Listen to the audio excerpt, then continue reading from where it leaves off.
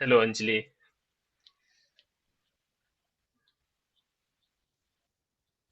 Hello Anjali, आवाज आ रही है मेरी? हाँ, अब आ रही है। हाँ भैया। और कैसा लग रहा है अब सीए फाइनलिस्ट बन के? एकदम वर्थ इट हो गया। मतलब अब थोड़ा क्योंकि रिलीफ मिल रहा है कि जो क्यों सब कुछ किया था हार्ड वर्क वो वर्थ इट हो गया। क्योंकि मैं जब अभी आपका मैसेज देख रहा था, मैं आपका चैट देख रहा था कि मैं एक तो मेरे को सब कुछ याद रहता है जो बच्चों को मैं जानता हूँ, मगर फिर भी मैं देख रहा था तो मई 25 में एक आपका नाम, भैया मैं छोड़ दे रही हूँ, मैं नहीं हूँ, मैं छोड़ रही हूँ। हम्म।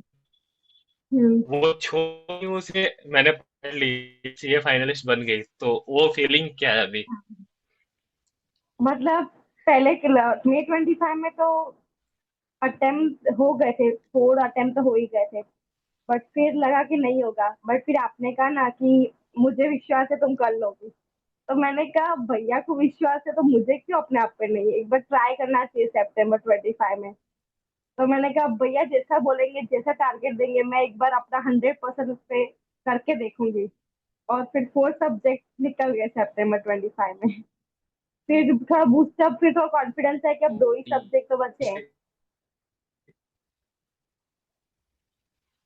ऐसे मतलब मैं तो कोई भविष्यवाणी नहीं किया था, मैं तो आपकी मेहनत देख के ही बताया था, क्योंकि मैं जब देखता था, अगर ऐसा बहुत कम बच्चा होता था आपका, रात होते होते आपका वो टाइमर जो आपने एक वॉच खरीदा था शायद, स्टॉप वॉच, वो मेरे को आ ही जाता था। हाँ। एक दिन भी ऐसा नहीं होता था कि आपका नहीं आता था। आपका हाईएस्ट मैंने देखा कभी कभी तो 14 भी चला गया है। 8 तो आपका एवरेज था, 14 8 से एग्जाम। लेके 10 आपका एवरेज था, उतना तो आता ही था। हम्म। 8 से 10 तो आपका आता ही था। तो आप अपनी सीए इंटर की जर्नी को थोड़ा बता सकते हो कि आपकी सीए इंटर की जर्नी कैसे अप्स एंड डाउन रही, अपने वे में जो आपने फेस डाउन। किया, स्ट्रगल किया? एक्चुअली मेरा फर्स्ट अटेम्प्ट तो May 24 था। बट उसके बाद May 24 में कुछ प्रॉब्लम्स हुई थी मेरे साथ, तो मैं वो क्लियर नहीं कर पाई थी। फिर डाउन थोड़ा फेज आया था May 25 तक। अटेम्प्ट दिए थे, बट कहीं ना कहीं 5 मार्क्स से एग्री के रह जाता था, 10 मार्क्स से एग्री के रह जाता था। तो फिर May 25 में तो बहुत ही, मतलब 141 आया था मेरा, और किसी में एग्जामेशन नहीं था। आपसे भी कनेक्ट किया था, फिर मैंने आपको बताया था कि अब तो मेरे से हो नहीं रहा है, एग्रीगेट भी बन नहीं रहा था, एग्जामेशन भी स्कोर नहीं रहा था, बहुत डाउन फेज था उस टाइम पे। लेकिन फिर थोड़ा कॉन्फिडेंस मिला आपके साथ बात करके, थोड़ा मोटिवेशन आया कि एक और बार ट्राई करके देखते हैं अपना। अब फिर मैंने सोच लिया था September 25 में कि अपना अब तो 110% देना है, जितना हो सकेगा, जितने अपने पास ताकत है अपन सब कर देंगे। सारे सेक्रीफाइस किए। फिर उसके बाद September 25 में 4 सब्जेक्ट क्लियर हुए, ग्रुप 2 क्लियर हुआ, और एडवांस अकाउंट में एग्जामेशन आया। सिर्फ टेक्स्ट रह गया था, 39 मार्क्स आए थे टेक्स्ट में। तो फिर हुआ कि 2 ही सब्जेक्ट तो है, एक और बार ट्राई करके देख लेते। फिर मेरा कम बैक आया उसमें, September 25 में मेरा फिर सेटबैक से कम बैक आया। एंड देन January 26 में मैंने 157 मार्क्स आए मेरे ग्रुप 1 में, और फिर मैंने क्लियर किया। मतलब बहुत डाउन से अप की जर्नी रही मेरी।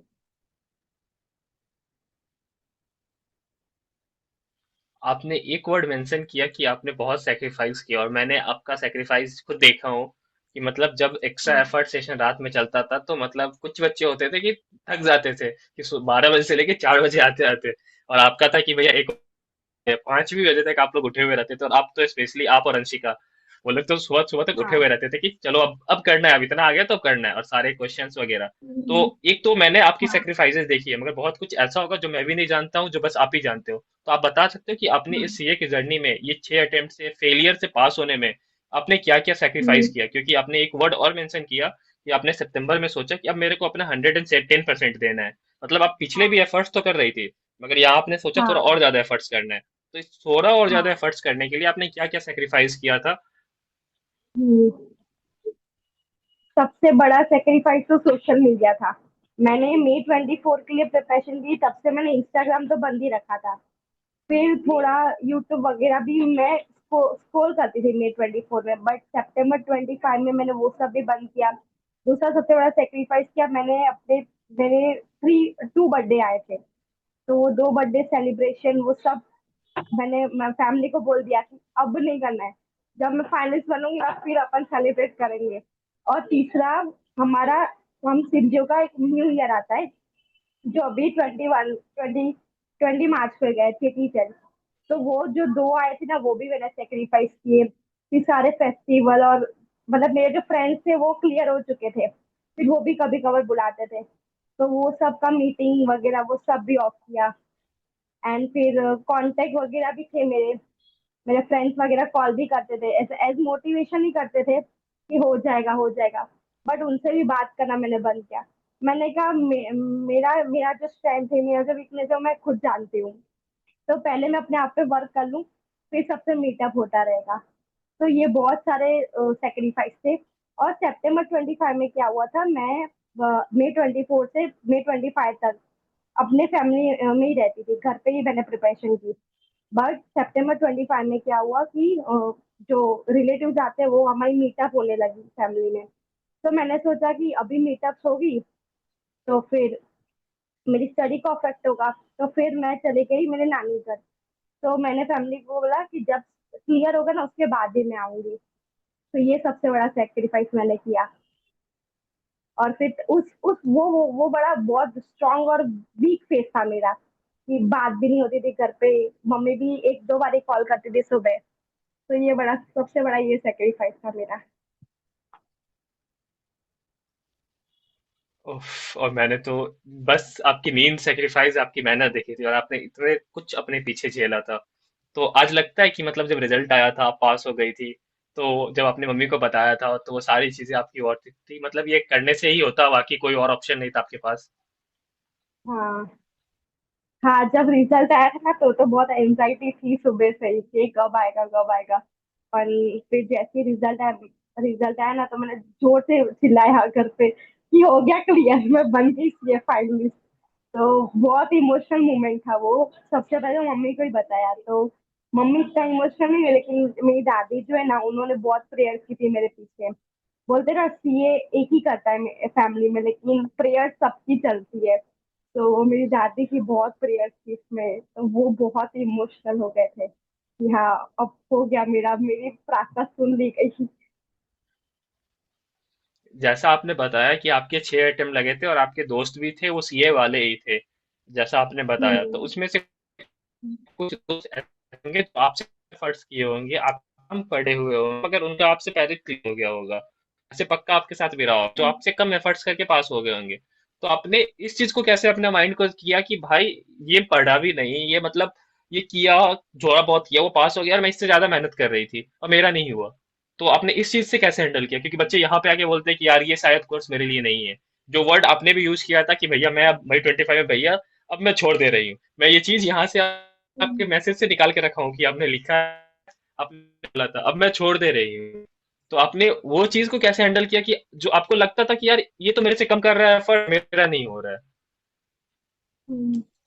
ऐसा तो नहीं होता है कि सीए में जो क्लियर करे था उसके एफर्ट्स कम होते हैं, मेहनत तो उसने भी की थी। मतलब मेरे फ्रेंड्स लोग जो क्लियर कर गए मेहनत तो उन्होंने भी की होगी, उन्होंने भी पढ़ाई की होगी मेरी तरह। जो मैं अभी क्लियर कर रही हूँ तो मैं जानती हूँ मैंने मेहनत की थी इसलिए मैं क्लियर कर गई। तो अपन किसी को ऐसा जज तो नहीं कर सकते कि इसने कम मेहनत करी है वो पास हो गया। बट जब पता चला कि मैं क्लियर नहीं की और मेरे साथ वाला जो मेरे बैच में था वो क्लियर कर गया, तो थोड़ा डिसअपॉइंटेड खुद से हुआ कि कहीं ना कहीं मेरी मेहनत कम रही होगी, कहीं ना कहीं मैंने रिवीजन कम किए होंगे, या तो फिर कि मैंने मॉक टेस्ट नहीं दिए होंगे इस वजह से मैं क्लियर नहीं कर पाई। पर May 25 में तो क्या था कि मैंने मॉक टेस्ट भी लिखे थे, रिवीजन भी किया था। बट फिर मुझे रियलाइज हुआ कि मैंने टेक्स्ट में मेहनत नहीं की थी। मैं टेक्स्ट में सिर्फ रिवीजन करके गई थी, राइटिंग प्रैक्टिस नहीं की थी, टोटल सम के सम बिल्कुल नहीं किए थे। फिर आपसे बात करने के बाद मैंने भी आपको मैसेज किया था, मुझे अभी भी याद है वो चीज। तो फिर मैंने फिर सोचा कि कहाँ मेरी गलती रह गई। फिर मैंने ना एक पेज लिया था, फिर मैंने लिखा कि मैंने क्या किया था और मैंने क्या नहीं किया। और जो नहीं किया था ना उसमें मेन पॉइंट तो यही थे टेक्स्ट का। तो फिर मैंने रियलाइज किया कि नहीं अब टेक्स्ट में थोड़ी और मेहनत करनी है। और जो कॉस्टिंग वगैरह सब्जेक्ट थे उसमें भी मैंने राइटिंग प्रैक्टिस कम की थी, तो मैंने कहा आपको कॉस्टिंग में भी अच्छे से स्कोर करना है। तो खुद से एनालिसिस करें ना हम लोग तो अपने को अपनी मिस्टेक पता चल जाती है कि अपन ने कहीं ना कहीं अपना 100% नहीं दिया था, इस वजह से अपन ये नहीं कर गए। और मैं ये ग्रुप में रिजल्ट के बाद तो बोलता ही हूँ कि गलती आपकी ही रही होगी, आपका नंबर कितना भी है, चलो आपकी मेहनत है, तो गलती कहीं ना कहीं हम्म। आपकी रही होगी, जहाँ पे आप पास नहीं किए हो, तो आपको ये खुद से जितना जल्दी खुद को बुरा लगा लो उतना अच्छा है। अगर आप दूसरे पे डालते हम्म। रहेंगे कि यार इसके कारण नहीं हुआ, वो नहीं पास किया, आईसीआई पास नहीं किया, तो फिर आप अपना टाइम हाँ। बर्बाद कर रहे हो। हाँ। एक राइट स्ट्रेटेजी भी होती है ना हार्डवर्क के साथ, वो चीज की कहीं ना कहीं हमें कमी होती है कि राइट स्ट्रेटेजी भी चाहिए होती है कि कैसे करना है। मतलब डीटी का जो था, आपने एक सेशन भी रखा था एक सर के साथ, तो सर ने भी बताया था कि रेसिडेंशियल स्टेटस कर लो, फिर आईएफएस कर लो, सेट ऑफ कर लो, क्लबिंग कर लो। जो चैप्टर्स कहीं ना कहीं स्टूडेंट छोड़ देते हैं ना, ये निग्लेक्ट कर देते हैं, उसी में से ज्यादा मार्क्स आता है। तो ये चीज भी होती है कहीं ना कहीं, अपने लिए वर्क कर जाती है। और आपने सारे कॉन्फिडेंस बूस्टर, मेरे को याद है कि ग्रुप में अकाउंट्स का था, या किसी का भी हो, लॉ का भी, लॉ का तो आपने वो लाइव सेशन में आके मैंने जितने भी क्वेश्चंस बोला था आप वो करती थी, अदर्स लॉ वाला, ऊपर से आप हाँ। रात में एक बार छूट गया तो आपने सुबह मेरे को टेक्स्ट किया, भैया मैं ये कंप्लीट करके उठी हूँ, ये कंप्लीट हो गया मेरा। जिस हाँ। दिन लॉ का था, जीएसटी का भी आपने हाँ। पूरा अटेंड करके सब कुछ किया था। आपने वो टैक्स का भी हाँ। कॉन्फिडेंस बूस्टर में जो भेजता था आपने वो भी फॉलो किया था। हाँ। तो आप मेहनत में तो आपने इस बार कोई भी कसर नहीं छोड़ी थी, मतलब अगर आप नहीं पास होते तो कोई पास नहीं होता। मतलब रिजल्ट 0% है, इतना मेहनत था। और मैं आपको एग्जाम के बाद ही बोल दिया था कि इस बार बहन आपका तो पक्का हो जाएगा, क्योंकि आपकी मेहनत, वो रातों हाँ। की नींद, सब कुछ, और आपने जो अभी अपने सेक्रीफाइसेस बताए वो मतलब हर बच्चा नहीं कर पाता। मतलब मैं हम्म। बोलता हूँ ना कि सीए पढ़ता सब में, सीए में आने के बाद मगर पास वही हाँ। होता है जो थोड़ा एक्स्ट्रा एफर्ट कर लेता है। और वो एक्स्ट्रा हाँ। एफर्ट आपने, आप, हम्म। अगर मैं आपके चैट में जाऊं तो एक दिन भी ऐसा मिस नहीं हुआ होगा जिस दिन आपने अपना स्टॉप वॉच नहीं भेजा है। एक दिन भी नहीं ऐसा हाँ। मिस हुआ है। तो आप एक और चीज बता सकते हो, आपकी पढ़ाई के साथ जैसे आप पढ़ते थे। हम्म, हाँ, एक और बात बोलो मैं बोलो, आप क्या मेंशन बोल रहे करना चाह एक और बात मैं मेंशन करना चाहूंगी कि हार्ड वर्क अपन करते हैं। May 24 और अभी में मैं एक और पॉइंट ऐड करना चाहूंगी। बहुत लोग है ना मैनिफेस्टेशन करते हैं, लिखते हैं जो चीजें अपन को चाहिए होती है, अपना गोल जो होता है वो लिखते हैं। तो अगर अपनी मेहनत नहीं होगी ना टाइम में, अपन वो मैनिफेस्टेशन लिखेंगे तो भी कुछ नहीं होगा, क्योंकि अपने को अपने माइंड में पता है कि मैंने मेहनत नहीं की है, भले मैं लिख के आया हूँ पेपर में लेकिन मेरी मेहनत नहीं है, तो वो मैनिफेस्टेशन वर्क नहीं करती है। बट इस बार मैंने मेहनत की थी, और मैंने मैनिफेस्टेशन में बहुत बिलीव करती हूँ, तो मैंने वो चीज लिखी, तो मेरे माइंड में आ गया था कि नहीं, मैंने सारे सेशंस किए हैं, सारे प्रैक्टिस किए, तो इस बार मेरा हो ही जाएगा। तो ये भी चीज कहीं ना कहीं सबको लगता है कि अपन मेहनत नहीं करते, एग्जाम दे देते, फिर मैनिफेस्ट कर देंगे अपना ड्रीम तो हो जाएगा, तो वो नहीं होता है कभी ना कभी। नेक्स्ट क्वेश्चन है आपसे कि आप डेली जैसे कंसिस्टेंट बेसिस पे पढ़ती थी, मगर कभी कभी आपका भी हर बच्चों की तरह मैसेज आता था, भैया आज पढ़ाई नहीं हुआ आज, और आपको अंदर से ही लगता होगा कि यार आज नहीं पढ़ते हैं, मगर उस दिन भी आप पढ़ने के लिए बैठते थे या कुछ रिवीजन कर लेते थे कुछ भी। तो आपको ऐसा क्या था कि मतलब नहीं यार, अगर इस बार नहीं पढ़ी तो नहीं होगा, आप कंसिस्टेंसी को कैसे मेंटेन किया? क्या आप पढ़ाई के साथ कुछ और अपना हॉबी हॉबी वगैरह भी फॉलो करते थे? क्योंकि आपने बताया कि आपने सोशल मीडिया पूरा हटा दिया था इस बार, तो सोशल मीडिया तो जाने दो, अब दिन भर जैसा आपका ट्रैकर आता था मेरे को, जैसा आपका रिपोर्ट आता था, आपका टारगेट कंप्लीशन आता था, मतलब दिन भर पढ़ते थे, उस पढ़ाई को आप कैसे हम्म। मैनेज करते थे? क्योंकि कभी कभी नेगेटिव थिंकिंग तो आता ही है, और इतना अटेम्प्ट लगने के बाद तो आता ही है। मैं कितना भी आप लोगों के साथ हूँ, मतलब कभी ऐसा होता है आप टेक्स्ट करते होंगे तो मैं, मतलब मानो कि 1-2 घंटा रिप्लाई में कभी हो जाता होगा, या कभी लेट हो गया रिप्लाई में, तो उस टाइम को आप लोग मैनेज करते कि मतलब खुद से कैसे ही वो हैंडल करते थे वो सिचुएशन को, कि नहीं यार अभी ये सोचने से कुछ नहीं होगा, पढ़ना ही है मेरे को अभी। नेगेटिव थिंकिंग तो बहुत ही आता था, सितंबर में भी आया था और जैन में भी आया था। तो तब जब पढ़ाई नहीं होता था या तो कम होता था ना, तो एक तो मैं सेल्फ टॉक करती थी, खुद से बात करती थी कि क्या नहीं हुआ है, अगर नहीं हुआ है तो थोड़ा बहुत रिवीजन वीडियो देख ले। अगर पढ़ाई बुक खोलने की हिम्मत नहीं है आज के दिन ऐसा, तो मैं रिवीजन वीडियो देख लेती लॉ के और टेक्स्ट के। तो क्या अपना पढ़ाई तो हुआ नहीं है, लेकिन अपना एक पोर्शन कंप्लीट हो जाएगा कि अपने को रिकॉल तो हो ही जाएगा मेंटली, क्या ये चीज मैंने कर ली है। दूसरी बात, हॉबीज तो वगैरह कुछ अभी फॉलो नहीं किए थे, बट जब बहुत डीमोटिवेशन होता था ना, तो मैं सॉन्ग सुन लेती थी, या तो वॉक करने चली जाती थी 10 to 15 मिनट के लिए, या तो फिर कभी मम्मी से बात कर ली। मम्मी से बात करना मतलब मेरे लिए मेडिसिन जैसा है, थेरेपी जैसा है। एक बार बात कर ली उस हाँ, अब आप बोलो, सेल्फ टॉक तक करते हैं, सेल्फ टॉक तक थे आप? हाँ, सेल्फ टॉक मतलब मैं बात करती थी कि कहाँ, मतलब कहाँ रह गया ऐसा, खुद से मोटिवेशन होता है ना कि नहीं अब तो करना है, अब तो ये लास्ट अटेम्प्ट समझ के कर ही लेना है जितना हो सकता है अपने से। और पूरे दिन में अगर कुछ भी नहीं पढ़ा है तो थोड़ा बहुत पढ़ा है, तो तब अगर मूड भी नहीं है पढ़ने का, कि मन भी नहीं लगता है, कि बुक खोलने की भी हिम्मत नहीं है अपने को, तो फिर मैं तब है ना वीडियो लेक्चर्स देख लेती थी, रिवीजन वीडियो हो गए लॉ के, जो शुभम सर डालते थे अदर्स लॉ के, जो कम टाइम में भी हो जाता था और main point major question exam का था अदर्स लॉ। तो उससे क्या होता था कि अपन पढ़े तो नहीं है, बुक नहीं खोला है, बट अपना रिकॉल तो हो गया एक चैप्टर। और दूसरा था, कब ऐसा डिमोटिवेशन आता था कभी कभार, तो मैं मम्मी से बात कर लेती थी। मम्मी से बात करना मेरा थेरेपी सेशन था। मतलब उनसे बात करने के बाद ऐसा लगता था नहीं, इनके लिए तो करना ही है कंप्लीट आज का टारगेट। तो फिर थोड़ी देर ब्रेक लेने के बाद मैं वापस स्टार्ट कर देती थी उस चीज को। और अब आपसे बात करते हैं कि आपकी सब्जेक्ट वाइज आपने 6 अटेम्प्ट दिए, तो आपने इस अटेम्प्ट जिस हम्म। अटेम्प्ट में आप पास हुई हो, तो आपने मानो कि सब्जेक्ट वाइज पे आना, अकाउंट्स में पहले, लॉ में पहले, फिर टैक्स में आते हैं, कि आपने पिछले अटेम्प्ट्स में हम्म। क्या गलतियां की थी और इस अटेम्प्ट में आपने क्या चीज वो सही कर लिया कि आप पास हो गई, और पिछले अटेम्प्ट में आपको लगा गलतियां हुई थी आपसे, तो आप वो सब्जेक्ट वाइज बताना, हम्म। पहले ग्रुप 1 का अपने बात करते हैं। हाँ, ग्रुप वन में एडवांस अकाउंट में, एडवांस अकाउंट में मैंने मेन गलती की थी कि राइटिंग प्रैक्टिस बहुत कम की थी। और दूसरी गलती थी कि पास्ट ईयर पेपर को नहीं देखा था मैंने। ऑनेस्टली से मैं बोल रही हूँ, May 24 में मैंने पास्ट ईयर देखे नहीं थे, क्योंकि फर्स्ट अटेम्प्ट था। और जहाँ से लिए थे क्लासेस, उसमें कंप्लीट होते होते टाइम बहुत कम बचा था। तो टाइम मैनेजमेंट की भी कमी थी। और एडवांस अकाउंट में एस में, जो हम बड़े बड़े जो एस होते हैं, एस 10 हो गया, फिर एस 20 हो गया, और जो एस 1 भी है, एंड देन कॉन्वर्सेशन का भी चैप्टर है, उसमें राइटिंग प्रैक्टिस प्रैक्टिस तो मस्ट है। अपने को राइटिंग प्रैक्टिस जितना अपन करेंगे ना एडवांस अकाउंट में, उतना अपने को स्कोर करने में अच्छा होगा। और पास ईयर क्वेश्चन अपन जितने प्रैक्टिस कर सकते हैं उतने अपने को करने ही चाहिए।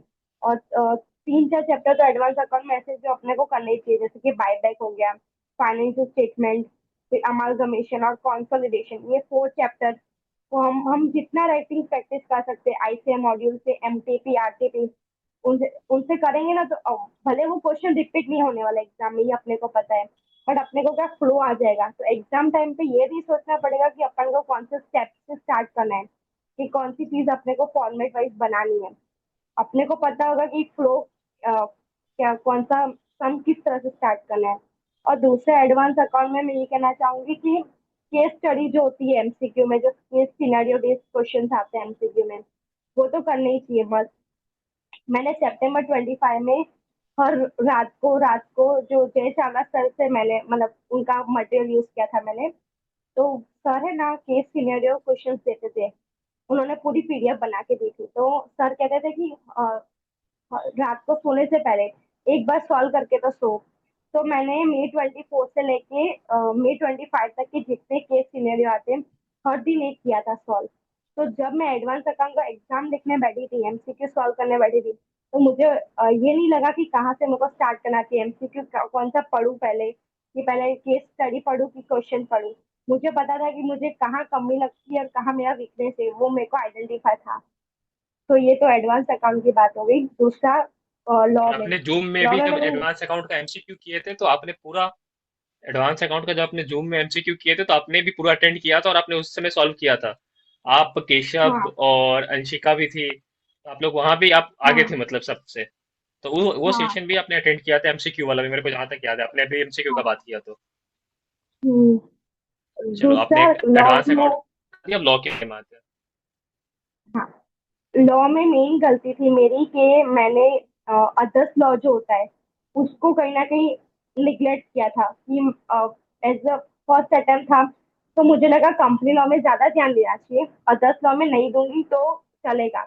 बट ये सबसे बड़ी मेजर गलती होती है। अदर्स लॉ है ना अपना 40 मार्क्स बोला जाता है कि अदर्स लॉ का 40 मार्क्स है, बट एग्जाम में 55 तक चला जाता है। एग्जाम में पैटर्न, तो अदर्स लॉ और एलएलपी ये दो चैप्टर तो ऐसे ही कर ही लो, अपना टाइम भी बचेगा, मतलब फटाफट हो भी जाएगा, और ज्यादा मार्क्स भी कवर कर लेता है वो चैप्टर। तो अदर्स लॉ पहले कर लेना चाहिए। और दूसरा कि जो कंपनी लॉ में आते हैं, कंपनी लॉ में जो चैप्टर 1 है, फिर 3 है, 5 और 6 और 8। ये चैप्टर जो है ना वो छोटे छोटे भी है, प्लस कंपल्सरी क्वेश्चन इनमें से आ ही जाते हैं। तो ये पहले कर लेने के, और उसके बाद अगर बिग चैप्टर उठाएंगे ना, तो ऐसा बर्डन नहीं लगेगा कि अदर्स लॉ, अपना लॉ पूरा बाकी है। अपने को ऐसा लगेगा अपने ऑलमोस्ट मेजर क्वेश्चन तो कवर कर ही लिया है, बस ये कुछ चैप्टर्स बाकी है, वो भी हो ही जाएगा। वो रिवीजन लेक्चर रेफर करके मैं कंप्लीट कर लेती थी, तो इतना बर्डन फिर लगता नहीं था लॉ में। दूसरा, राइटिंग प्रैक्टिस और पास ईयर पेपर को जितना हो सके सॉल्व करो। और इसमें भी मैं कहूंगी केस स्टडी तो सॉल्व करनी ही चाहिए। केस स्टडी से क्या होता है कि अपने जो कॉन्सेप्ट होते हैं ना वो भी स्ट्रांग हो जाते हैं, प्लस अपने को पता चल जाता है कि अपने को कैसे उस सिचुएशन में पेपर हार्ड आएगा तो भी हैंडल कैसे करना है वो मालूम पड़ जाएगा। और लॉ में भी अपने टारगेट के हिसाब से मैं ज्यादा फोकस अदर्स लॉ से स्टार्ट करवाता था, और फिर वो 1 3 5 6 8 9, हाँ फिर 4 तो आता था, फिर 7, फिर लास्ट में मैं 10 पे जाता था। हम्म, ऑडिट एंड हम्म, ऑडिटर्स, और जब अपने क्वेश्चन भी लॉ का पूरा सॉल्व किए थे रात में बैठ के, तो अपने अदर्स लॉ से स्टार्ट किए हाँ थे, फिर अपने पीछे से अदर्स लॉ, आरटीपी पीवाईक्यू वाले क्वेश्चंस पे गए थे। हाँ जो वो आपका अदर्स छूटा था लॉ आपने में सुबह आके कर लिया था। हाँ अदर्स लॉ में जो आपने क्वेश्चन दिए थे ना वो पास्ट ईयर की थे, तो हमें क्या कि आपने जो दिया है वो भी कंप्लीट हो गया, प्लस पास्ट ईयर का पेपर का भी कवरेज हो गया। वो और चीज बहुत जो ही है। बच्चे जीसी और आईओएस छोड़ के चले जाते थे, उसका जो मैंने वो एक गेम हाँ, चेंजर बना दिया था, सारा आरटीपी पीवाईक्यू लो एक ही पीडीएफ में डाल के कर लो, अभी क्वेश्चन वो रिपीट मैंने होगा तो ना वहीं से आएगा। वो मैंने जब अपना लॉ का पेपर था ना तो मॉर्निंग में मैंने पहले पूरा वो पीडीएफ देख लिया, एक बार रीड कर लिया, क्योंकि आने तो इसमें से ही है कहीं ना कहीं से, तो या तो घुमा के आएंगे तो डायरेक्ट आएंगे, ये तो मालूम था। तो एक बार अगर सुबह को भी पढ़ लिया ना तो भी एग्जाम टाइम पे तो याद आ ही जाएगा। सबको लगता है लॉ याद नहीं आएगा, सेक्शन याद आएंगे ही नहीं। आपको भी लगता था ये चीज, सुबह में मैसेज आता था आपका, भैया याद आएगा कि नहीं? हाँ अब आप एक्सपीरियंस बता सकती हैं। और अपने जो रात में क्वेश्चंस किए थे उसमें से कुछ क्वेश्चन सेम सेम आ गए थे उठ के, तो एलएलपी वाला क्वेश्चन था, हाँ वो सेम उठ के आ गया था पूरा। एलएलपी था। हाँ, हाँ डिपॉजिट वाला ही आपने क्वेश्चन मुझे था। बोला था डिपोजिट, और आपने बोला था एलएलपी के ना लास्ट लास्ट जो सेक्शन है वो भी एक बार पढ़ के जाना, कहीं एक शायद आ जाए, तो एक्चुअली में आया था।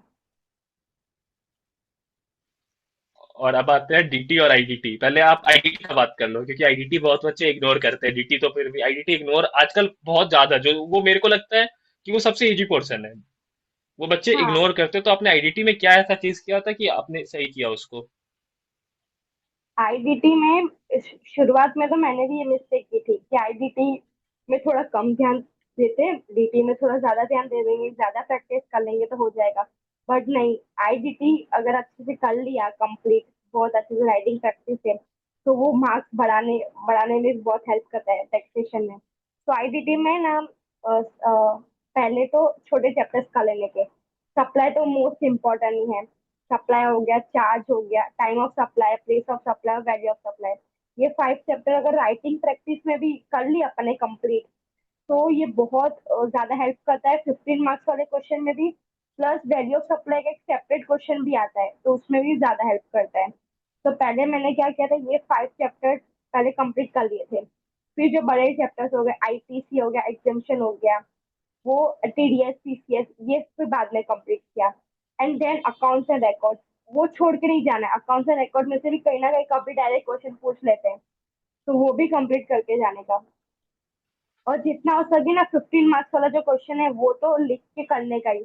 मैंने पहले अटेम्प्ट में यही मिस्टेक की थी कि मैं 15 मार्क्स वाले क्वेश्चन को सिर्फ देख के चली जाती थी, या तो फिर कैलकुलेट कर लिया, और या तो देख लिया, ऑडिट कर लिया कि ये एग्जाम होगा कि नहीं होगा, ये आउटवर्ड सप्लाई है या इनवर्ड सप्लाई है, ये फिर मैं ऐसे टिक करती थी। बट नहीं, अगर अपन लिख के देखेंगे ना तो अपना फ्लो ऑन द स्पॉट हो जाएगा।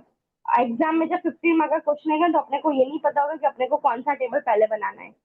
अपने को फ्लो पता होगा कि अपने को पहले नेट जीएसटी वाला टेबल बनाना है, फिर आउटवर्ड, फिर आईटीसी का बनाना है। तो ये बहुत हेल्पफुल हुआ था मेरे लिए और भी। इसके लिए भी 10 से 12 क्वेश्चन मैंने शायद दिया था ना, 10 क्वेश्चन शायद दिया था प्रैक्टिस करने के लिए, और जो आपने एकदम हाँ सबसे पहले किसी का मैसेज आया था, भैया ये मैंने कर लिया, तो आपका ही आया था मेरे हिसाब से, क्योंकि जो मैं अपलोड करता था आपने आपका एक दो आपने दिन के बहुत बाद आ लास्ट, जाता था।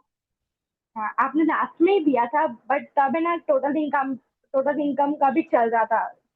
आपने कहा था कि कंप्लीट कर लेना, फिर मैंने कहा कि एक दो दिन लगा के पहले ये जीएसटी का कंप्लीट कर लेते हैं, फिर टोटल इनकम का भी कर ही लेंगे।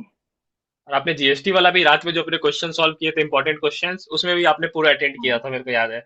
बस अपने एग्जाम्पल हाँ चैप्टर नहीं किए थे, उसमें बोला था मैंने कि देख लेना एक बार। बाकी जितने भी हाँ क्वेश्चंस किए थे अपने, पूरा जीएसटी सॉल्व किए थे पूरी रात में, 12 से लेकर शायद 5 बज गया था सुबह का। हाँ जहाँ पे बाकी बच्चे सवा बोल, 5 बजे। हाँ 5:15 हो गया था, बाकी बच्चे बोल रहे थे बस हो गया भैया हो गया, और आप बोल रहे थे ना भैया एक और चैप्टर ले लो। और आपने डीटी मुझे में अभी क्या भी था? याद है आपने टाइम मुझे अभी भी याद है आपने टाइम ऑफ सप्लाई और वैल्यू ऑफ सप्लाई के जो क्वेश्चंस कराए थे, आपने कहा था ये क्वेश्चन कर लो, लिख के कर लो। तो वो बहुत हेल्पफुल हुआ था। इस बार भी वैल्यू ऑफ सप्लाई से क्वेश्चन आया था, तो वो बहुत ही अच्छा था। राइटिंग सेशन, राइटिंग प्रैक्टिस का जो सेशन था ना, वो बहुत बहुत हेल्पफुल था।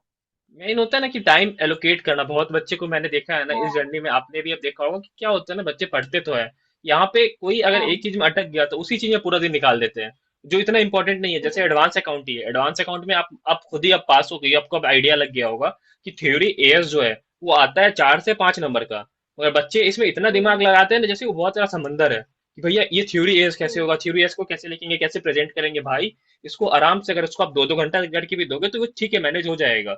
ये नहीं कि आप पूरा टाइम उसमें ही बर्बाद कर दो। तो ये टाइम एलोकेट करना होता है ना, वो बहुत इंपॉर्टेंट होता है मेरे हिसाब से। आपने डीटी में क्या चेंजेस किया था? डीटी में क्या चेंज किया था? क्योंकि डीटी आपने बोला था Mई 25 के बाद कि आपको लगा था कि डीटी में मेहनत करना चाहिए था, तो आपने क्या मेहनत हाँ किया, क्या चेंज किया? डीटी में मैंने ये चेंज किया कि जो मैंने फिर है ना पास्ट ईयर एनालिसिस किया। मैंने फिर पास्ट पेपर को पहले देखा। डीटी शुरू करने से पहले मैंने सारे जितने अटेम्प्ट मैंने दिए थे, क्योंकि May 24 में न्यू स्कीम आ गई थी, तो मैंने May 24 से स्टार्ट किया। मैं एनालिसिस किया कि कौन से चैप्टर रिपीटेटिव आते हैं, कौन से चैप्टर में से आते ही है क्वेश्चन। तो मैंने पहले बताया था कि रेसिडेंशियल स्टेटस हो गया, सीरियस सीसीएस, फिर set of clubbing and return of income. ये फिर मैंने रिटर्न ऑफ इनकम, तो मैंने ये बहुत बड़ी गलती की थी, रिटर्न ऑफ इनकम को छोड़ के चली गई May 24 में जब मैंने पहला अटेम्प्ट दिया था। मैंने कहा कि 4 मार्क्स का ही तो आने वाला है, ये छोड़ के चले जाते हैं तो अपना हो जाएगा। बट नहीं, रिटर्न ऑफ इनकम का आता है ना क्वेश्चन, तो 4 मार्क्स अपने फॉर श्योर आने ही है। तो ये और चैप्टर्स मैंने टीडीएस पहले वाला भी सेम? कंप्लीट कर लिया। हाँ टीडीएस, तो टीडीएस और रिटर्न ऑफ इनकम ये भी कर लिया ना, तो एग्जाम में अपने को पता चल जाएगा कि 4 to 5 माने 10 10 मार्क्स तो अपना कंफर्म है, अपने कहीं नहीं जाने वाले।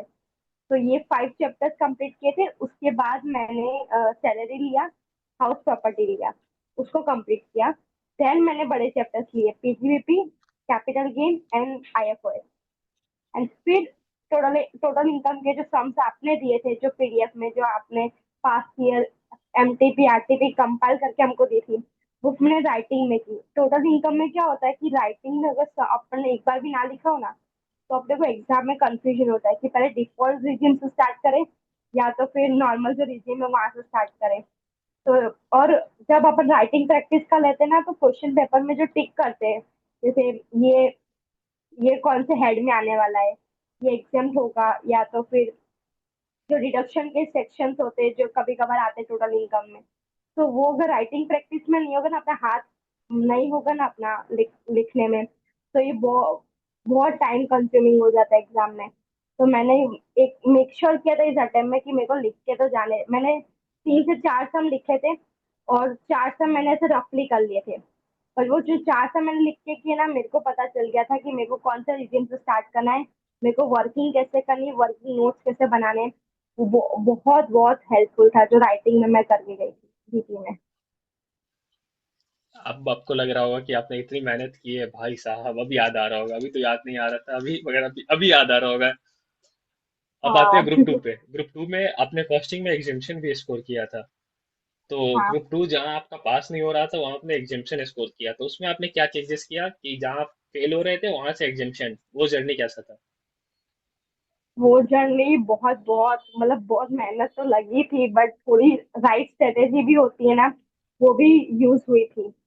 तो कॉस्टिंग में है ना, मैंने सबसे पहले तो कॉन्सेप्ट जो होते हैं, जो मेरे वीक थे, कुछ कुछ चैप्टर्स मेरे वीक थे, तो मैंने रिवीजन वीडियो करके पहले कंप्लीट कर लिया कि जो चैप्टर कॉस्ट अकाउंटिंग एक चैप्टर है जो मुझे अभी भी याद है। वो मैंने फर्स्ट अटेम्प्ट में गलती की थी कि मैंने वो चैप्टर अच्छे से देखा ही नहीं था। तो वो 5 नंबर का रिकन्सिलेशन क्वेश्चन का आ गया था। सम, हाँ रिकन्सिलेशन का भी सम आ गया था। तो वो पता ही नहीं चल रहा था कि क्या है। तो फिर मैंने सोचा कि चैप्टर सारे कवर करने, कुछ चैप्टर छोड़ना तो है नहीं।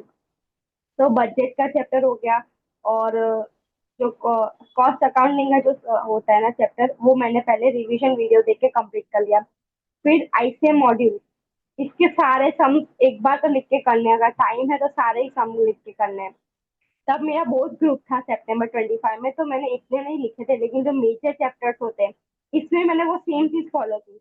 मैंने पास्ट ईयर एनालिसिस किया कि कौन से चैप्टर है जिसमें से क्वेश्चन आते ही आते हैं। तो मटेरियल हो गया, लेबर हो गया, कॉस्ट शीट हो गया, एंड फ्लेक्सिबल बजट का भी एक सम आता ही है। कॉस्ट अकाउंटिंग जो मैं चैप्टर छोड़ के गई थी, फिर मैंने देखा कि नहीं, इसमें तो रिपीटेटिव आईसीआई हमसे क्वेश्चन पूछ ही रहा है। तो ये चैप्टर मैंने मार्क करके रखे थे कि इसको तो राइट सेम मॉड्यूल और पास्ट ईयर पेपर के सम्स ये लिख के करने ही है।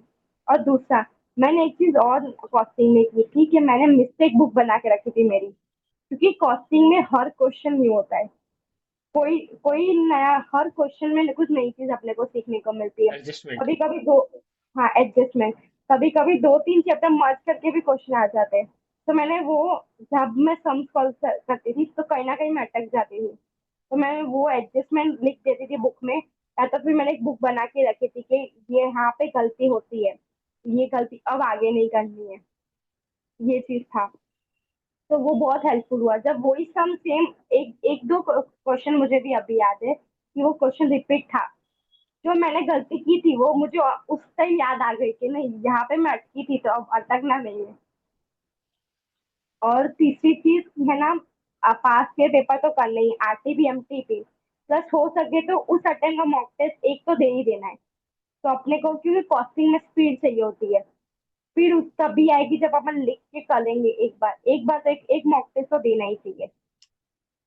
और मैं वो पास्ट पेपर एनालिसिस और वो आरटीपी एमटीपी, आरटीपी का कौन सा क्वेश्चन करना है, पीवाईक्यू का, वो सारा लिस्ट आप लोग को देता ही रहता हूँ कि ये आरटीपी हाँ का ये, आरटीपी का ये क्वेश्चन कर लो, ये पीवाईक्यू एनालिसिस से ये सब कुछ ले लो, सब कुछ ले लो। और आपने वो हाँ। सब कुछ मेंटेन किया हम्म। था। और कॉस्टिंग में ना सबसे बड़ी गलती क्या होती है, 1.5 डेज जो अपने को मिलता है, तो उसमें ना जब शाम को अपन पेपर दे के आते हैं तो अपन बिग चैप्टर से उठाते हैं, बिग चैप्टर से अपन स्टार्ट करते हैं कॉस्टिंग का, जैसे स्टैंडर्ड कॉस्टिंग हो गया या तो फिर मार्जिनल कॉस्टिंग हो गया, वहां से उठाते हैं। बट अगर मटेरियल से अपन उठाना स्टार्ट करें ना, चैप्टर रिवीजन करना स्टार्ट करें, तो अपने को इतना बर्डन भी नहीं लगेगा नेक्स्ट डे पे, और अपना मेजर पोर्शन कवर भी हो जाएगा। मैं प्लानर भी जब एग्जाम के पहले देता हूँ 1.5 डेज में, मैं यही करता हूँ कि पहले हाँ। जो अच्छा है, रात में जब तुम सोने जाओ तो भाई कॉन्फिडेंट होके सो कि हाँ मैंने इतना कवर कर लिया है। अब जब सुबह हम्म। उठोगे तो सुबह का टेंशन सुबह में करना। हाँ। और अब आते हैं ऑडिट, जो जिससे सारे बच्चे डरते हैं, और और आप भी कहीं ना कहीं डरती ही होंगी ऑडिट से। उसको कैसे आपने टैकल किया? ऑडिट, ऑडिट में तो बहुत ज्यादा डर लगता था, मतलब कि जब उठाते थे ना तभी ऐसा लगता था कि इतना बड़ा पोर्शन है, इतना बड़ा सब्जेक्ट है, कैसे कवर होगा। बट फिर आपकी स्ट्रेटेजी ने बहुत हेल्पफुल की थी मेरे को सितंबर में। आपने क्या किया था, कि आपने कुछ चैप्टर्स की लिस्ट दे दी थी कि ये चैप्टर्स तो आने ही है, तो इसको तो पहले कवर कर लो। तो फिर मैंने chapter 1, chapter 2 and 6, chapter 6, chapter 8 11। और चैप्टर 11 ये चैप्टर्स तो मेजरली सब, मैं पहले चैप्टर रिकॉल कर लिए, सारी चीजें स्टैंडर्ड्स वगैरह। उसके बाद लिख के देख लिया। आपने क्वेश्चंस भी हमको दिए थे, बूस्टर कुछ था, बूस्टर क्वेश्चंस जो आपने दिए थे कि आपने मार्क करके देखिए 1 करना है, 3 करना है, 7 करना है। तो वो तो आपने कहा था कि लिख के कर ही लो, तो मैंने वो लिख के कर ही लिया था कि आगे मुझे देखना ना पड़े, क्वेश्चन का टेंशन ना रहे, क्योंकि ऑडिट में अगर लिख के नहीं करते ना तो बैक ऑफ माइंड में टेंशन रहता है कि एग्जाम में तो लिखना है, तो कैसे लिखेंगे, राइटिंग प्रैक्टिस तो की नहीं है। तो पहले मैंने लिख के कर लिए चैप्टर साथ, पहले रिवीजन देख लिया, रिवीजन कर लिया, रिकॉल कर लिया, फिर लिख के देख लिए जो मेजर चैप्टर जो आपने दिए थे। उसके बाद बिग चैप्टर्स उठाए, चैप्टर 4, 5 एंड देन चैप्टर 3, फिर 7 और 8, और 9 मैंने सबसे लास्ट में किया था। ऑडिट में क्या होता है कि अपन चैप्टर 9 और चैप्टर 5 कहीं ना कहीं छोड़ के चले जाते हैं। चैप्टर 9 तो मेजरली छोड़ के चले जाते हैं, बट फिर मैंने चैप्टर 9, मेरा भी इच्छा था, मेरे को ऐसा लगा क्योंकि बोर्ड ग्रुप का प्लान था मेरा, तो मैंने बोर्ड ग्रुप के लिए पढ़ाई भी की थी, तो मैंने ऑडिट में ज्यादा ध्यान दिया था, लेकिन चैप्टर 9 कहीं ना कहीं छूट रहा था। तो फिर मैंने क्या किया, मैंने जो मेजरली आते हैं, आपने आरटीपी एमटीपी की भी जो हमको कंपाइलर दी थी, तो मैंने वहां पे टिक गेम कर लिया चेंजर था कि बोलते हैं। कौन से क्वेश्चन आते हैं, गवर्नमेंट एंटिटी से आता है, एनजीओ से आता है, फिर हॉस्पिटल का ऑडिट ऑडिट का क्वेश्चन आता है। तो ये सारी पॉइंट्स मैंने बुक में लिख लिए थे। तो मैंने कहा वो तो सिलेक्टिव तो कर लूँ, क्यों कहीं ना कहीं फिर मुझे ऐसा ना लगे कि मैंने ये चैप्टर छोड़ा है, कहीं वो एग्जाम में ना आ जाए, वो डर भी कहीं ना कहीं सच हो जाता है अपना। मैं तो फिर छोड़ने तो मैंने कुछ वो नहीं देता हूँ, ऑडिट में या कोई सब्जेक्ट में छोड़ने तो कुछ नहीं देता हूँ हाँ मैं। हाँ, मुझे अभी भी याद है, आपने कहा था, मैंने आपको कहा था भैया चैप्टर 9 नहीं हो रहा है, तो आपने कहा नहीं मैंने दिया है, आप कर लो एक बार, तो फिर मैंने कर लिया फिर। और एक्चुअल में आया था, एलएलपी का क्वेश्चन आया था सितंबर 25 में। तो फिर मेरे को हुआ कि नहीं, मैंने चैप्टर छोड़ा नहीं, एक बार कर लिया तो अच्छा हुआ। क्योंकि होता है ना चैप्टर 9 से, क्या पता ये लोग कभी, मैं छोड़ने क्यों नहीं बोलता हूँ ना, क्या पता इन लोग के मन में आया एमसीक्यू में पूछ दिया, तो अब आप कैसे छोड़ के आओगे हाँ एमसीक्यू में। अब तो आपको तुक्का लगाना ही हाँ। पड़ेगा भाई, जहाँ तुक्का लगाओगे उससे अच्छा थोड़ा पढ़ के चले जाओ। हम्म और ऑडिट में मैं जैसे अभी सब बच्चों से पूछ रहा हूँ जिनका मैं इंटरव्यू ले रहा हूँ, तो आप भी मेरे को बता हम्म सकती है ऑडिट में क्या बस कॉन्सेप्ट करना जरूरी है कि मैं कॉन्सेप्ट बुक कर लिया भाई रट्टा मार लिया, क्या क्वेश्चन करना भी, जैसे मैंने क्वेश्चन बैंक दिया था, या क्वेश्चन करना ज्यादा हम्म इंपॉर्टेंट है कॉन्सेप्ट से, या दोनों इक्वल है, या आप किसी को ज्यादा रखना चाहोगी, वैल्यू देना चाहोगी रेशियो में। क्योंकि मेरे हिसाब से लगता है ना, अगर आप क्वेश्चंस नहीं देखोगे ऑडिट में, तो आप कॉन्सेप्ट जितना भी पढ़ लो, आपको कोई एग्जाम में क्वेश्चन समझ में ही नहीं आएगा कि ऐसे पूछ क्या रहा है आपसे। और जब आंसर देखोगे तो आपको लगेगा हम्म। जा ये तो ये मेरे से यही चीज पूछा, ये तो मेरे को आता ही था। तो क्वेश्चन देखना कितना मैटर करता है। मैं इसमें बोलना चाहूंगी 60-40 का रूल अप्लाई करो। 60% मतलब 60% आप कॉन्सेप्ट तो कर ही लो एक बार, रिवीजन लेक्चर से, या तो पूरे लेक्चर आपने कंप्लीट कर लिए तो एक बार रिकॉल करो पूरा सब्जेक्ट। तो वो तो मैटर करता ही है। अगर कॉन्सेप्ट ही पता नहीं होगा कि ऐसे 200 में आता क्या है, कौन से पॉइंट्स आते हैं, तो वो तो फिर प्रॉब्लम हो जाएगी। तो पहले कॉन्सेप्ट तो कवर कर ही लो। और क्वेश्चन के लिए मैं बोलना चाहूंगी, अगर आप आपसे राइटिंग प्रैक्टिस हो ही नहीं रहा, आपके पास टाइम बहुत कम है, तो एक बार क्वेश्चन रिफर कर लो, एक बार रीड कर लो। तो रीड करेंगे ना अपन, तो अपने को पता होगा कि अपने को जब भी क्वेश्चन आएगा एग्जाम में, तो अपने को कौन से पॉइंट्स लिखने हैं। ये ऑडिट में क्या होता है ना कि जो क्वेश्चन होता है, अपने को लगता है कि इस तरह से लिखना है, बट होता एक्चुअल में कुछ और है। कहीं ना कहीं अपने अटेम्प्ट अपन फेल इस वजह से होते हैं कहीं ना कहीं, कि अपने अपन पूरा लिख के आते हैं, अपने को पता है मैंने पूरा लिखा है, बट एक्चुअली में वो पॉइंट है ही नहीं उस क्वेश्चन का। और ऑडिट में क्या होता है कि अगर एलएलपी का क्वेश्चन है जैस- और मैंने 4 पॉइंट लिखे हैं जो वो एग्जामिनर को चाहिए, तो वो 4 पॉइंट के 4 मार्क्स मिलेंगे। और फिर अगर इनरिलेवेंट 8 पॉइंट भी लिख के आएंगे ना, तो एग्जामिनर एक भी मार्क्स नहीं देगा। आपने जैसे लॉ में बोला था, अभी बच्चों को आपने गाइड किया था कि यार लॉ एग्जाम से पहले याद आ जाता है, सेम चीज आप ऑडिट ऑडिट के हम्म। लिए बोलना चाहोगे कि बच्चे को लगता है कि यार जितना भी पढ़ लो, ऑडिट वाले एग्जाम के दिन सुबह में कुछ नहीं आता, ये आपके साथ भी हुआ होगा, सबके साथ होता है। वो जो मैं बोलता हूँ भाई तुम जो देखिए हो एग्जाम में जब क्वेश्चन देखो याद आएगा, तो मेरा बात तो चलो, अब आप पास हम्म। होके आए हो, आप ही बता दो ये याद आता है कि नहीं आता है। नहीं नहीं, बिल्कुल याद आता है। ये तो अपन का जो फियर होता है, अपनी जो एंजाइटी होती है ना, वो अपने को कहीं ना कहीं डर लगता है कि एग्जाम में याद ही नहीं आएगा। बट अगर अपन ने मल्टीपल टाइम रिवीजन किया होगा, या तो एक दो बार भी रिवीजन किया होगा सब्जेक्ट का, क्वेश्चन अच्छे से देखे होंगे, रिफर किए होंगे, तो एग्जाम में पक्का याद आने ही वाला है। वो सब्जेक्ट ही इतना वास्ट है ना, कि अपने को कहीं ना कहीं टेंशन कर देता है कि अपने को याद नहीं आएगा। बट एग्जाम में बैठने के बाद अपने को सब चीजें याद आ ही जाती है। अब आते हैं एफएमएसएम लास्ट पेपर, उसको कैसे आपने मैनेज ऐसा किया है। था, मतलब क्या गलतियां आपने पिछले की थी और इस बार क्या गलतियां नहीं की। एफएम में मैंने एफएम में एफएम में बहुत मतलब 35 मार्क्स का पेपर होता है। तो सितंबर 25 में क्या हुआ था कि मेरे पास टाइम बहुत कम बचा था एफएमएसएन के लिए। तो मैंने एक एक नई चीज की थी कि एफएम में ना रात को, वीकेंड पे, सैटरडे संडे जब भी आता था, कि जब ग्रुप 1 का सब्जेक्ट हो चुके थे, ग्रुप 1 के सारे सब्जेक्ट हो चुके, ग्रुप 2 का था, तो कॉस्टिंग और ऑडिट तो पूरा दिन चलता ही था। तो मैंने एफएम में क्या किया, May 24 से लेके May 25 तक हर दिन या तो 2 दिन करके मैंने एफएम के पेपर सॉल्व करना स्टार्ट कर दिया। एफएम के पेपर में जब मैंने सॉल्व किया ना, तो जो कॉस्ट ऑफ कैपिटल के सम्स होते हैं, फिर रेशियो के सम्स होते हैं, वो अपने आप होने लगे। भले मैंने उसका रिवीजन किया नहीं था, लेकिन पहले रिवीजन एक बार कर चुकी थी मैं। तो एफएम का जब पेपर किया ना, मैं सॉल्व ऐसे रफली किया कि थोड़ा लिख के किया, तो वो चीज बहुत वर्क थी मेरे लिए। देन एफएम के हर दिन पेपर एक मैंने सॉल्व किया, जो मिस्टेक हुई मैंने वो भी इसमें मैंने ये फॉलो किया मिस्टेक बुक। उस मिस्टेक बुक में मैंने एफएम का पार्ट लिख के भी लिख के रखा था कि जब मैं पेपर सॉल्व करने बैठी तो मेरा कैपिटल बजटिंग में ये मिस्टेक हुई।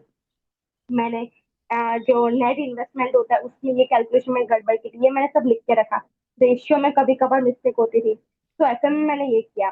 दूसरे एफएम में जब नेक्स्ट टाइम रिवीजन करने बैठी ना, तो जो मुझे पेपर में ज्यादा मिस्टेक करा था जो चैप्टर, वो मैंने वापस रिपीट किया।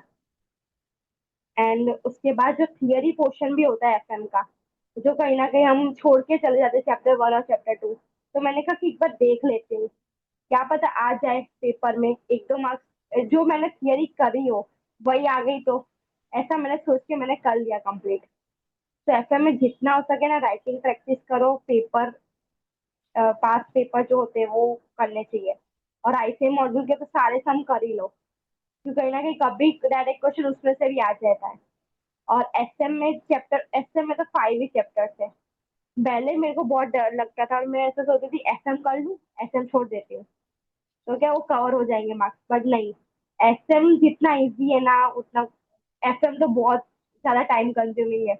एसएम में 5 ही चैप्टर थे और हर हर चैप्टर का 10 मार्क्स का कवरेज है। तो एसएम अगर राइटिंग प्रैक्टिस भी नहीं किया, सिर्फ अपन पढ़ के चले गए, तो भी वर्क हो जाएगा। अपने को इतना बर्डन नहीं लगता एसएम में। और अपना गेम चेंजर वो एलडीआर टॉपिक वो सब तो था ही अपने हाँ, पास, तो उसकी वो भी वो भी है दिक्कत नहीं। वो एसएम है। वो एसएम में तो बहुत वर्क की थी। एसएम में डायरेक्ट डायरेक्ट क्वेश्चन चैप्टर 4 में अभी भी याद है, बीसीडी मैट्रिक्स हो गया, वो चीज वो डायरेक्ट डायरेक्ट क्वेश्चन आ जाते हैं ना, तो बहुत वर्क करता है वो गेम चेंजर पीडीएफ, तो मस्त करनी ही चाहिए। और एफएमएसएम में मैं बस एक चीज पूछना चाहूंगा आपसे कि आपने 1.5 डेज में उसको कैसे मैनेज किया था? क्योंकि सितंबर में तो एग्जाम पोस्टपोन नहीं हुआ था, ग्रुप 2 आपका सितंबर में हुआ था, अभी आपका ग्रुप 1 हुआ। हम्म। तो सितंबर में तो हम्म। एफएमएसएम का पेपर पोस्टपोन नहीं हुआ था, आपने 1.5 डेज में, जैसे आप मानो कि ऑडिट का एग्जाम दे के आई, तो आपका वो क्या माइंडसेट था कि आप पहले, मैं प्लानर तो देता ही हूँ कि कैसे करना है नहीं करना है, मगर आप अपने हिसाब से बताओ, हम्म। बाकी बच्चों को जिनको नहीं पता है, तो आपने कैसे किया था कि मतलब पहले एसएम कर लिया, या दोनों मिक्स करके कर लिया, या पहले एक चीज कंप्लीट कर लिया? क्योंकि दिमाग में तो रहता है हम्म। बच्चों का कि मेरे को एफएम कर रहा हूँ भाई, एफएम छूट रहा है, कहीं एफएम पूरा छूट ना जाए, मैं हम्म। रिवीजन नहीं कर पाऊँ। और सीए स्टूडेंट के लिए एक चीज बहुत इंपॉर्टेंट होता है, आप 6 महीना 7 महीना 10 महीना जितना भी पढ़ो, अगर आप 1.5 डेज में कुछ नहीं पढ़े तो आप एग्जाम में कुछ नहीं कर पाओगे। हम्म। वो चीज अपने को हम्म। क्लियरली पता है कि अपने को 1.5 डेज में जितना पढ़ पाएंगे उतना ही लिख पाएंगे। तो आपने उसको कैसे हम्म। मैनेज किया एफएमएसएम के लिए? मैंने दोनों सब्जेक्ट का कॉम्बिनेशन किया था। जब हम ऑडिट पेपर देख के आए, तो मैंने पहले एफएम लिया। एफएम में रेशियो, कॉस्ट ऑफ कैपिटल, ये जो छोटे छोटे चैप्टर्स होते हैं, वो लेवरेज, ये 3 चैप्टर तो मैंने कर ही लिए कंप्लीट। और इसको करने में इतना टाइम नहीं लगता, क्योंकि अपन ने क्वेश्चन भी कर लिए उस टाइम पे, अपने को कॉन्सेप्ट भी पता है, बस अपने को एक बार फॉर्मूला के रिवाइज करना, रिकॉल करना है। और एक दो क्वेश्चन जो अपने को हार्ड लगते हैं, जो अपन ने टिक करे हुए होते हैं बुक में, वो अपने को एक बार क्वेश्चन देख के कंप्लीट करना होता है। तो मैंने 3 चैप्टर पहले किए। फिर एसएम, तब तक 9 बज गए थे ये करते करते। फिर 9 से 12 मैंने क्या किया, एसएम के जो फर्स्ट चैप्टर 1 होता है, चैप्टर 4 और चैप्टर 5, जितना मेरे से हो पाया मैंने उतना कवर किया। फिर नेक्स्ट डे क्या हुआ, जब मॉर्निंग में मैं उठी तो मेरे को पता था कि जो चैप्टर में जो चैप्टर से क्वेश्चन आने वाला है, वो तो ऑलरेडी मैंने कंप्लीट कर ही लिया है। तो अभी बड़े चैप्टर्स ले लेते हैं पहले, जो कैपिटल बजटिंग है। सब बच्चे क्या करते हैं, मैंने भी ये चीज की थी कि कैपिटल बजटिंग को सबसे रात में करते हैं। अगर रात में करेंगे ना, टेंशन और बढ़ेगा। तो मैंने पहले मॉर्निंग में ही ले लिया, क्योंकि मॉर्निंग में माइंड भी फ्रेश होता है। और ये बड़ा चैप्टर जो आने ही वाला है, या तो एमसीक्यू में आएगा या तो डिस्क्रिप्टिव में आना आएगा। तो ये बड़ा चैप्टर कर लेना, तो फिर एफएम लास्ट में करेंगे रात को, तो भी तो टेंशन नहीं रहेगा कि अपना एफएम बाकी है। तो आपने एफएम में चैप्टर 5 किया था कि नहीं किया था, क्योंकि बाकी बच्चे छोड़ देते चैप्टर हैं, आपने क्या 5 किया? नहीं, उस रात को चैप्टर 5 तो किया था जितना हो पाया ना। 80% तो मैंने कंप्लीट कर ही लिया, कि जितना 20% बचा था वो फिर सुबह कवर अप कर लिया था। चलो, आपने सारे सब्जेक्ट की अपनी मिस्टेक और अपने जो सही किया जिससे आप पास हुई हो वो सारी बताई। अब आप अभी आने वाले बच्चों को एक अपने मतलब अपने जल्दी से एक क्या एक एडवाइस देना चाहोगी कि मतलब वो मिस्टेक ना करे कि जो जिससे आप निकली हो, आप जानती हो कि आपने कितने फेलियर को, और आपके पीछे एक फेलियर ही नहीं होता, वो कितना मेहनत, और हम्म, फिर उसके बाद रिजल्ट के बाद जो वो फिर से वो चीज़ नोटिंग, जो आपने मेहनत की वो देखना पड़ता है, ये करना पड़ता है, फिर लिखो यार, फिर सोचो, फिर फैमिली कितना भी सपोर्टिव हो, मगर एक अपने दिमाग में रहता है कि हम्म, यार ये क्या सोच रहे होंगे, और एक रिलेटिव तो बैठा ही रहता है, वो आपके सर पे ही बैठ के हम्म, नाचने लगता है, तो वो तो अलग बात है।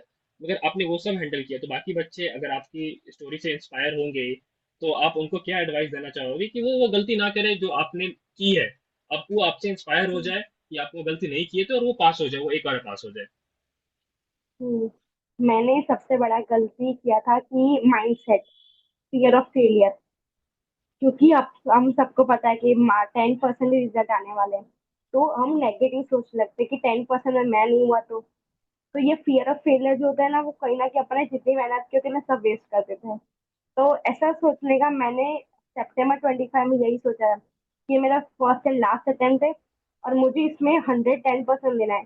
जो चीज मुझे रिस्पेक्ट करती है ना, उसको हटा ही देना है।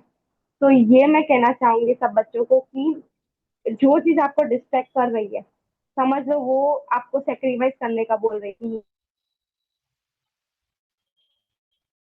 और अपन को अपना माइंडसेट पॉजिटिव रखना है। भले रिजल्ट 10% हो कि 1% हो, अपन उसमें आना ही चाहिए। बस इतना अपन कर लेंगे ना, माइंडसेट भी कहीं ना कहीं अपना वर्क कर ही जाता है। मेहनत तो सभी करेंगे, पर अगर माइंडसेट भी अपन उसके साथ चेंज कर लेंगे ना, तो अपन क्लियर होने के चांसेस और ज्यादा बढ़ जाएंगे, और अपन हो ही जाएंगे। ये बात तो चलो आप भी सीख गई, जो मैं बोलता हूँ कि मतलब रिजल्ट जैसा भी है, 2% ही क्यों ना है, आपका नाम उसमें होना चाहिए, इतना मेहनत कर लो कि हाँ। आप एग्जाम दे के आओ, आपको पता हो कि मतलब हाँ मैं पास हो जाऊंगा। अब बाकी एक 10% भगवान तो नहीं अपने की, अपने को पूरा पता होगा, थोड़ा बहुत डाउट होना, हम्म, डर लगे तो उसमें ऐसा नहीं है, मगर एक है कि अपना हम्म, इतना एफर्ट्स कर लो कि अपने को पता हो कि नहीं मेरा हो जाएगा। जैसे आपको हाँ, पता होगा, आपने जब इस बार एग्जाम दिया था ना अंजलि, आपको ये सब पता होगा, आपका दो सब्जेक्ट था, लॉ था और टैक्स था, मगर आपने जो रातों की नींद वो दो सब्जेक्ट के लिए सेक्रीफाइस की है, आपको इतना तो पक्का पता हाँ। होगा कि यार कुछ भी हो मैं तो पास हो जाऊंगी। हम्म, वो एक डर होता है कि रिजल्ट देखते समय कि क्या हुआ और क्या होगा नहीं होगा, मगर मेहनत तो एक से रहता है अपना। हम्म। वो मेहनत की आप कुछ होती ना, बोल रहे तो थे? अपने को कहीं ना कहीं, हाँ, वो कहीं अपन ने मेहनत की होती ना, पूरा रातों की नींद और सब प्रैक्टिस की होती है, तो अपने को अंदर पता होता है कि मैंने पेपर दिया है, अच्छा पेपर भी गया है। रिजल्ट कैसा भी है, अपने को कॉन्फिडेंस होता है कि अपन क्लियर होने ही वाले हैं। डर तो लगता ही है, रिजल्ट के लिए मुझे बहुत डर लग रहा था, पता नहीं क्या होगा। लेकिन फिर कहीं ना कहीं मन में था कि नहीं, मैंने मेहनत की है, हो तो जाएगा ही। अब एक लास्ट चीज आपसे, आपकी इस जर्नी में मेंटरशिप का, एक मेंटर का क्या रोल था, और आपको अगर उससे कुछ बेनिफिट रहा होगा तो वो आप बता सकते हैं, अगर कुछ आपको बेनिफिट रहा होगा तो। बहुत बहुत बेनिफिट रहा भैया, है ना। जो May 25 में जो मैं छोड़ने वाली थी, उसके बाद ये फाइनलिस्ट, मतलब मेंटरशिप का बहुत बड़ा रोल रहा। मतलब आप मिले ना, मतलब मेरा ब्लेसिंग था सच में। क्योंकि सबने बोल दिया था कि नहीं होने वाला अब तो, बट फिर जब आपसे बात करी, उसके बाद आपने बोला कि नहीं अगली हो जाएगा, तो वो एक सेंटेंस जब बोलते थे ना, तो कॉन्फिडेंस अंदर से आ जाता है कि नहीं, अब इनको भैया को विश्वास है, तो अपने को अपने आप पे क्यों नहीं है, तो हो ही जाएगा। तो मेंटरशिप का बहुत बड़ा रोल रहा। दूसरी चीज, जो टारगेट जो आप देते थे ना, वो बहुत वर्क किए। क्योंकि जब अपन सुबह उठते हैं, अपने पास कोई टारगेट नहीं होता है, तो आधा टाइम तो वो सोचने में चला जाता है कि अपने को अभी करना क्या है। तो अगर रात को या सुबह अर्ली मॉर्निंग में टारगेट मिल जाता है, तो अपने को इतना सोचना नहीं पड़ता, अपना पूरा डे प्रोडक्टिव हो जाता है।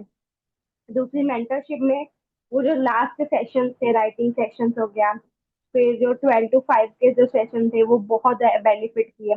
ये जब 12 बजे, क्योंकि 11 बजे सो जाते हैं, तो 11 से 6 अपन उठते हैं। तो इतना टाइम अगर अपन वो पढ़ाई में कर डाल दे, अपन रिवाइज कर लें, तो वो अपने को बहुत हेल्प करता है कि नहीं, इतने चीजें की अपन ने, तो अपना होना ही है। तो मेंटरशिप का बहुत बड़ा रोल है।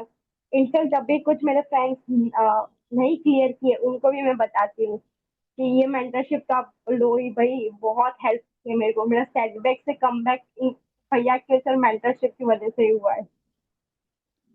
एक मेरा बॉन्डिंग आप लोगों के साथ बहुत कम बच्चों के साथ बना, मगर जो बना ना, आपने एक राखी में मैसेज किया था मेरे को, हैप्पी रक्षाबंधन भैया, मेरा हाँ, कोई रियल भाई नहीं है मगर आप मेरे रियल, एक बड़ा सा हाँ, पैराग्राफ, वो मैसेज के बाद मेरे को लगा था हाँ। नहीं भाई, आपको तो कैसे भी, और आप मेहनत, और मैंने आपका कभी भी मेहनत में कोई कमी नहीं देखा था, एफर्ट्स में आपने कोई कमी नहीं किया हाँ। था। और आपकी आज जो इतनी खुशी है चेहरे पे वो उस एफर्ट्स के लिए ही है। और मैं चाहता हूँ कि आप बहुत बहुत सीए फाइनलिस्ट जल्दी आप बनी हो, और आप आराम से सीए फाइनल एक बार में दोनों ग्रुप दो, और आराम से फर्स्ट विद टाइम में, और आराम से विद रैंक, क्योंकि आप में देखो रैंक लाना वो लाना मेरे को लगता है कोई बड़ा बात नहीं है, क्योंकि जो मेहनत करते हैं वो लाएगा ही। और आप मेहनत करने में तो कहीं पीछे नहीं हो, और आपने अपनी गलतियां इतना देख ली कि अब वो गलती तो रिपीट नहीं करने वाली है। इतना तो मैं जानता हूँ कि आपने जो पीछे गलती कर ली वो गलती तो अब यहाँ नहीं रिपीट करी, क्योंकि पता है कि अगर मैंने अब यहाँ गलती की तो मेरे को लगता है कि अब वो 6 अटेम्प्ट यहाँ लगे तो फाइनल में वो कहीं और ज्यादा ना हो जाए। तो ये गलती तो आप नहीं करोगी। तो आप अभी से ही मेहनत करो, और अभी तो आपकी आर्टिकल से स्टार्ट ही हुई है, 2 दिन हुई है। तो एक आपसे ऐसे ही क्वेश्चन नॉर्मल सा, पहला मंथ का जो स्टाइपेंड मिलेगा उससे क्या करने का सोचे आप, कहाँ जाना है या पहले क्या लेना है? स्टाइपेंड से तो पहले स्टाइपेंड से तो मम्मी को एक गिफ्ट देनी है। बाकी जो है ना वो मैं एज अ फैक्टर, मतलब मेरे जो कोर्स लूंगी उसमें मैं इन्वेस्ट करने वाली हूँ। मतलब स्टाइपेंड में भी मैं अपना सीए फाइनल में ही डालने वाली हूँ। इतना तो अभी सोचा नहीं है, लेकिन हाँ, फैमिली को गिफ्ट देने का सोचा है उस स्टाइपेंड से, पहली स्टाइपेंड से। और आपके सीए स्टडी के साथ कुछ और हॉबीज, क्योंकि मैं देखा हूँ, मेरे को पता है आपकी एक हॉबी मेरे को भी नहीं में पता चली है, बाकी बच्चे को नहीं पता होगा कि आप पढ़ाई के साथ कुछ और करते भी थे, वो क्या था बता दो। हाँ, मैं लिंक्डइन में एक्टिव बहुत हूँ, मैं कंटेंट पोस्ट करती हूँ।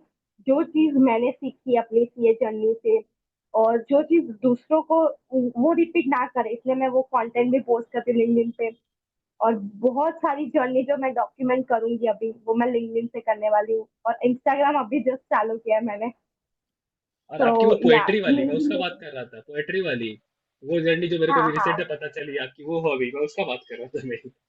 हाँ। एक्चुअली अभी है ना, एक आईसीआई का न्यूज लेटर आया था अहमदाबाद नगर का। तो उसमें था कि आप कोई भी पोस्ट कर सकते हो अपनी चीजें, अपनी क्रिएटिविटी। तो मैंने मेरी जो सेटबैक से कमबैक की स्टोरी थी, वो मैंने एक पोइट्री के फॉर्म में लिखी थी, जो मुझे बहुत पैशन है लिखने का। तो वो पैशन कहीं ना कहीं रह गया था पीछे। तो अभी जनवरी 26 के बाद मुझे टाइम मिला था, तो मैंने एनालिसिस किया, सोचा, और वो पोइट्री के फॉर्म में मैंने पब्लिश, मतलब दे दी कि अच्छी लगेगी तो पब्लिश हो जाएगी। तो वो हुई, बहुत बच्चों को हेल्पफुल भी हुई। तो वो रिकग्निशन मिला मुझे उस पोइट्री से। तो हाँ, ये भी मेरी हॉबी है जो मैं अब आगे हो सकेगा तो और अच्छी लिखूंगी। पक्का कंटिन्यू करना, आपकी ये बहुत अच्छी हॉबी, क्योंकि मेरे को ये तो चीज पता नहीं था। मैं जब आपने अभी लिंक्डइन पे पोस्ट करने के लिए रिजल्ट से पहले पूछा था, कि शायद रिजल्ट के बाद एक पोएट्री था आपका, वो वाला, वो और इतना मेरे अच्छा, रिजल्ट के बाद। हाँ वो इतना अच्छा था, तब मेरे को पता लगा। और फिर अभी आप इंस्टाग्राम पे भी मैंने देखा कि पोस्ट, तो अगर आपके पास टाइम मिले, तो अभी जो आपके पास टाइम है, तो हम्म, सबसे पहले जो मैंने आपको बताया वो क्लासेस के लिए, तो अपना टाइम आप बर्बाद मत करो। हाँ। अभी जब मिल रहा है तो यार ले लो, हम्म, क्योंकि वो छोड़ना नहीं है। और आप ये पोएट्री का जर्नी कंटिन्यू रखना है यार, अभी तो आपके पास बहुत, अभी तो मजदूरी में आप इंटर किए हो, तो अभी बहुत चीजें होगी हम्म, नए नए। तो आप इसको कंटिन्यू करना जर्नी को। और कभी भी कोई भी दिक्कत हो पक्का। आपके लाइफ में, तो मैं रियल भाई तो आप बोले नहीं, मगर मैं आप लोगों के लिए एक रियल भाई हूँ। तो आप कभी भी कोई भी नहीं दिक्कत हो नहीं, तो बस मेरे को एक डीएम कर देना। रियल फेक का कुछ होता नहीं है। आपने जो मुझे सपोर्ट किया ना, वो रियल भाई से बहुत ज्यादा का है। आप बस एक डीएम कर देना, कुछ भी दिक्कत हो तो मैं रहूंगा। और जैसे बोलते हो हमेशा, तो हमेशा रहूंगा आप लोगों के साथ, कोई भी दिक्कत हो तो। पक्का पक्का, हाँ। ठीक है। ठीक है ठीक है। थैंक यू सो मच इतना टाइम देने के लिए, आपका डिनर का भी टाइम मैंने लेट करवा दिया, मगर ये तो नहीं आदत नहीं, हो जाना चाहिए था। डिनर तो हो ही गया था, पहले ही हो जाता है डिनर तो। बट ग्रेटफुल मेरे को, मतलब मेरा ये विजन, मैंने एक विजन बोर्ड बनाया था अपने फोन पे, वॉलपेपर पे, कि ऐसे सीए फाइनलिस्ट तो बनना ही है, प्लस एक पॉडकास्ट भी होना चाहिए। पता नहीं क्यों मेरे मन में, मैंने कहा पॉडकास्ट डाल देते, कोई फैकल्टी तो करने नहीं वाला है। फिर आपका भी पता नहीं था ना कि आप भी करते हो ऐसा, तो मैंने ऐसे ही डाल दिया कि पॉडकास्ट शायद हो जाए कभी। तो वो विजन, मतलब वो मेरा मैनिफेस्टेशन भी आज सच हो गया। तो अरे थैंक्स टू नहीं, मेरे यू। को इतने सारे बच्चों ने और इतने सारे टीचर जो मेरे को जानते हैं, उन लोगों ने मतलब जब रिजल्ट देखा ना, आपको तो पता है, आप शायद, मैं जब अपने घर का कंडीशन दिखाया था आपको लाइव सेशन में, आपकी शायद उस दिन हाँ जब दिखाया था, तो आप हाँ। लोगों को तो सब बात पता है, बहुत कम लोगों को पता है ये चीज। तो जब बहुत टीचर जो मेरे पीछे सपोर्ट करते मेरे, तो उन लोगों ने बोला कि भाई तू जो बच्चों का जर्नी है वो बाकी लोगों के साथ शेयर कर। तो मैं वही सोचा, और ये मैं हाँ इस बार से है, मैं तो ऐसे स्टोरी के फॉर्म में तो शेयर करता ही हूँ। तो मैंने सोचा नहीं, जब ऐसे फैसिलिटीज तो नहीं हम्म। है, मगर जितना हो सकता है मैं ट्राई करता हूँ और इन्हें करूंगा। हम्म। हाँ, वो भी तो मेरा मतलब मैनिफेस्टेशन, अब मेरे को विश्वास होने लगा कि मेहनत करेंगे तो जो ड्रीम, जो एम अपन ने मैनिफेस्ट किया है वो पक्का होगा, तो पक्का ये मिलता मेरे है लिए यार। बहुत बढ़िया होगा। जब हाँ। जब मेरे साथ इतना कुछ हो सकता है तो मतलब आप लोगों के साथ क्यों नहीं होगा। मैं जहाँ हम्म। था शायद, और मैंने जो आपको दिखाया भी था आप लोगों को, और हम्म। जहाँ हूँ वो तो बहुत अंतर है। तो मेहनत करते रहो सब हो जाता है, और वो तब आप भी बोल सकते हो प्राउडली। क्योंकि क्या होता है ना, जो सर मोटिवेट करते हैं, सर भी अपने मतलब जो फैकल्टीज है अपन से लेक्चर लेते हैं, फैकल्टी से अपन बात करते हैं, तो उनका पॉइंट ऑफ व्यू, उनसे बात करने में अपने को इतना कंफर्ट नहीं मिलता है। और आपसे आपसे अपन बात करेंगे तो आप अभी आप सीए फाइनल देने वाले, तो उस आपसे बात करने के बाद ऐसा लगता है कि नहीं, हो तो जाएगा, एक मोटिवेशन आता है जो वहां नहीं आता है। तो ये मेंटरशिप सबको हेल्प करने वाली है भैया, आप और आगे जाने वाले देखना आप। बहन का बात है तो सबसे बड़ा तो वही होता है। थैंक यू के लिए। मैं एक बार इसको स्टॉप कर रहा हूँ, फिर आप लीव